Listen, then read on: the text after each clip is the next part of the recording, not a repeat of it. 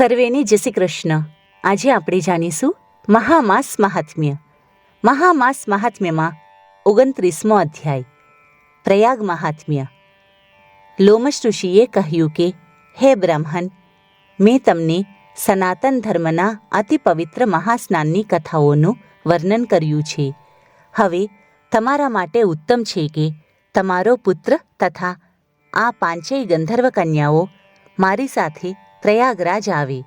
આ પ્રમાણે એ બધાને મહાસ્નાન કરવાથી અતિ દુર્લભ પવિત્ર સ્નાનનો સંયોગ પ્રાપ્ત થશે તથા એ બધાને પિશાચીઓનીમાંથી મુક્તિ મળશે.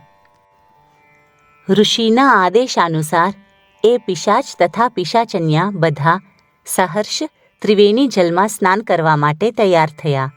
એ બધા આકાશ માર્ગથી ગંગા યમુના સ્નાન માટે રવાના થયા.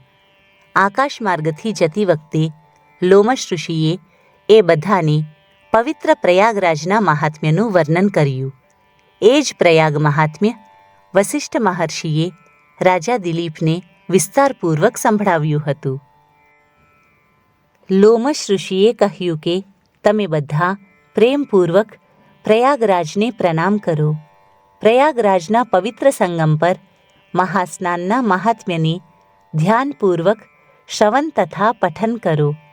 પ્રયાગરાજના સંગમ પર સ્નાન કરવું અતિ પવિત્ર કહેવાય છે. મહામાસમાં સંગમમાં સ્નાન કરવાથી મોક્ષની પ્રાપ્તિ થાય છે. પવિત્ર પ્રયાગરાજ પુણ્યક્ષેત્રમાં આ સમસ્ત જગને ઉત્પન્ન કરનાર બ્રહ્માજીએ સૃષ્ટિ રચના માટે મહાન યજ્ઞ કરીને મહાન શક્તિ પ્રાપ્ત કરી હતી.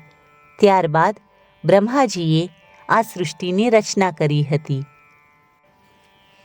ભગવાન વિષ્ણુએ પત્નીના રૂપમાં લક્ષ્મીજીની કામના કરી તથા ગંગા જમુના સરસ્વતીના પવિત્ર સંગમમાં સ્નાન કર્યું.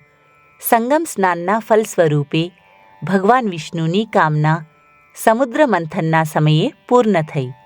એમને લક્ષ્મીજી વરદાન સ્વરૂપે અર્ધાંગિનીના રૂપમાં પ્રાપ્ત થયા. પ્રયાગરાજ એ પવિત્ર સ્થળ છે જ્યાં પ્રલયના સમયે માર્કંડેય ઋષિએ શરણ લીધી હતી.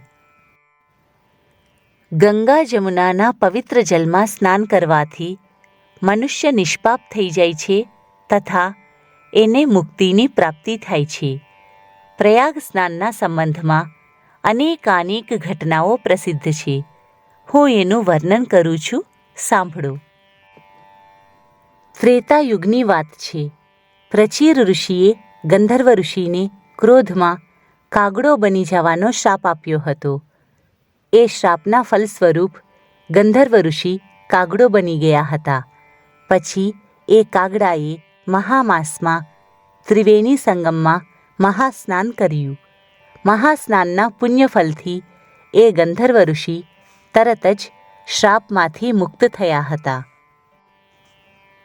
એક વખત ઇન્દ્રદેવે અપ્સરા ઉર્વશીને શ્રાપ આપ્યો હતો કે તું તરત જ સ્વર્ગમાંથી નીકળીને પૃથ્વીલોક પર વાસ કર. એ શ્રાપના કારણે ઉર્વશી પૃથ્વી પર આવી. પૃથ્વીલોક આવ્યા પછી ઉર્વશીએ તરત જ પ્રયાગરાજના ત્રિવેણી સંગમમાં સ્નાન કર્યું. સંગમમાં સ્નાન કરવાથી તરત જ ઇન્દ્રનો શ્રાપ વિધ્વંસ થઈ ગયો.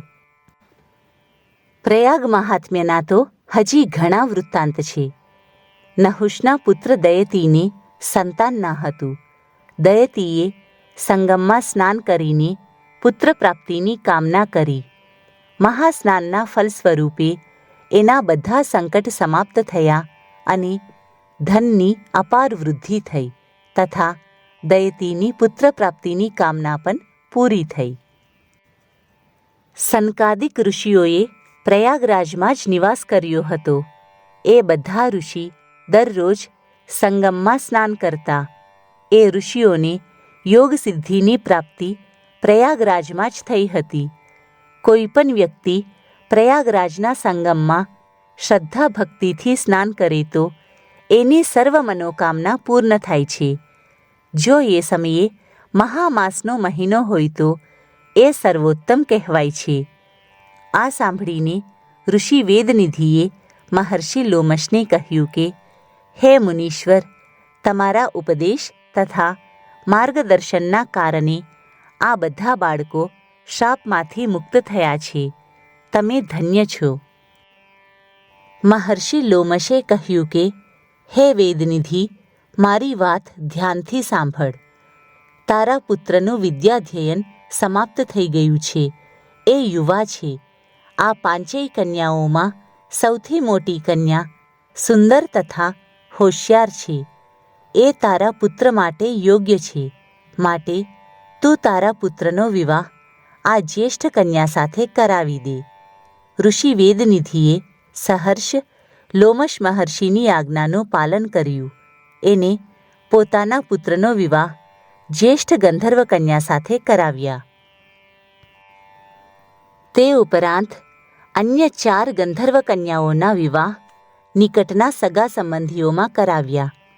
વિવાહોપરાંત પાંચેય ગંધર્વ કન્યા પોતપોતાના ઘરમાં સુખેથી રહેવા લાગી.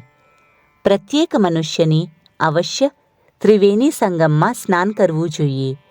મકર સંક્રાંતિના દિવસે મહાસ્નાનનો અતિ સુંદર સંયોગ કહેવાય છે. મકર સંક્રાંતિના દિવસે સંગમમાં સ્નાન કરવાથી મનુષ્યના પાછલા બધા પાપ નાશ પામે છે તથા એનું ભવિષ્ય ઉજ્જવલ થાય છે. સ્નાન કર્યા પછી યથાશક્તિ દાન આપવું જોઈએ. અન્ન, ધન, વસ્ત્ર આદિનું દાન આપવું જોઈએ. ખાસ કરીને ગોળ અને તલનું દાન તો અવશ્ય આપવું જોઈએ. આ પ્રમાણે મહાસ્નાન તથા યથાશક્તિ દાન પુણ્ય કરવાથી લોક પરલોક બંને સુધરી જાય છે. સર્વેને જય શ્રી કૃષ્ણ. આજે આપણે જાણીશું મહામાસ મહાત્મ્ય. મહામાસ મહાત્મ્યમાં 30મો અધ્યાય. મહામાસ વ્રતની ઉદ્યાપન વિધિ.